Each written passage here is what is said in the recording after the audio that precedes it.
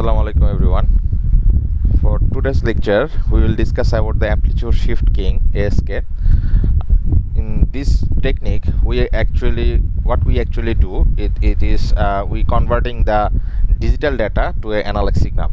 So in amplitude shift keying we have a carrier signal which varied the signal elements so that we can understand that what bit we are want to transmit. Like we know that we have in digital data we have two types of data, 1 and 0. So while we have in data element 1 in our data, that means we will do a transmission through a signal, carrier signal, and we just fractuate the amplitude of that signal. Like if we want to transmit 101100, that means whenever we have in data element like 1, then we have a fixed amplitude for this data. Suppose these three frequencies are representing 1, then again we have a 0, so that so we will fractuate the amplitude. That means we will fall down to the 0 for this 0 data element. We have this signal element, then again we have 1, so again we will continue to passing the analog signal with a fixed amplitude. Then again we have 1, then so we will continue this signal, and whenever we got 0, then we will fall down in 0 voltage. So in this procedure we will transmit a digital data to an analog signal. So in amplitude shift keying we have sometimes it called as a binary ASK, like binary amplitude shift keying or on-off keying.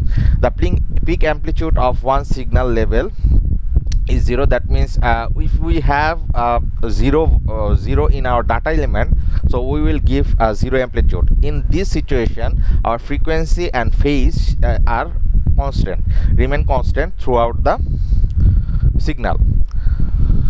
So basically we implemented this ASK using two labels, like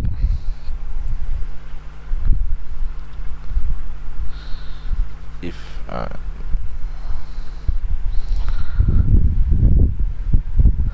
like we have bandwidth formulas for amplitude shift keying. What will be the bandwidth for the ASK? That is B is equal to 1 plus D into S. S is a signal rate. S is called signal rate. So we know the signal rate equation, that is S is equal to N by R. It is a proportional to R is a proportional or ratio of a signal element and a data element. So we can replace this S with the actual formula. And here is another factor. It will work in this formula, that is D, which is a modulation factor. It will given in our problem statement, that is what is the value of D. This D is varies from 0 to 1. Okay, so the value of D will be remain in between 0 to 1. Okay, in between that. So if we have a problem on ASK, let's see a problem. That is, we have an available bandwidth of 100 kilohertz. Available bandwidth of 100 kilohertz, and which spans from 200 to 300 kilohertz. What are the carrier frequency and the bit rate if we modulated our data by ASK with D1? So here we have the value of B, that is the bandwidth. We have the bandwidth of 100 kilohertz, that is B. So B is equal to 100 kilohertz. Okay, so then we have the which is spans from 200 to 300 kilohertz. That means we have the bandwidth, exact bandwidth in middle of these two. That means 200 plus 300 divided by 2. So what will be the middle point? That is 250 kilohertz. that is the middle point. So 250 kilohertz is the middle of the bandwidth, okay, and this means our carrier frequency can be f of c is, it can be 250 kilohertz, sorry, 250 kilohertz, okay, and we have the value that is d is equal to 1, and the ratio of signal element and data element is 1. So we have the formula that is b is equal to 1 plus d into s, okay. So what is the value of d? 1.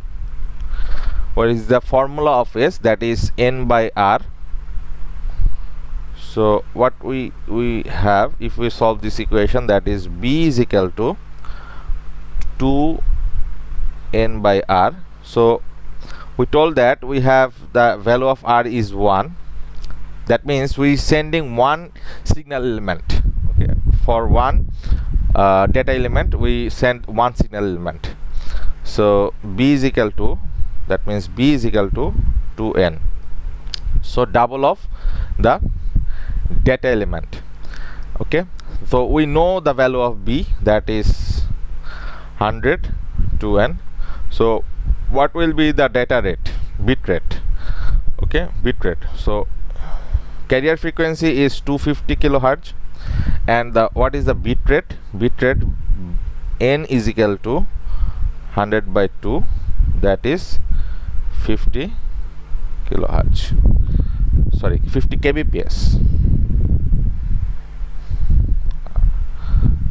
So what is the unit of bandwidth? That is kbps, okay, kilobit per second. So we have fc, that is our carrier frequency, that is 250 kilohertz, and we have the bit rate n, that is 50 kbps, okay. I think all the things are cleared through this problem. So if any problem will come in our any competitive exam or any type of term exam, then we will just apply this formula, and we have those values from our problem, and then we'll put those values in our formula, and then we'll have our desired values of if the problem asks for the carrier frequency, or it will ask for the bit rate, or it will ask for the baud rate, or S means the signal elements. What is the signal rate? Okay, S means the signal rate. So thank you everyone for watching this video.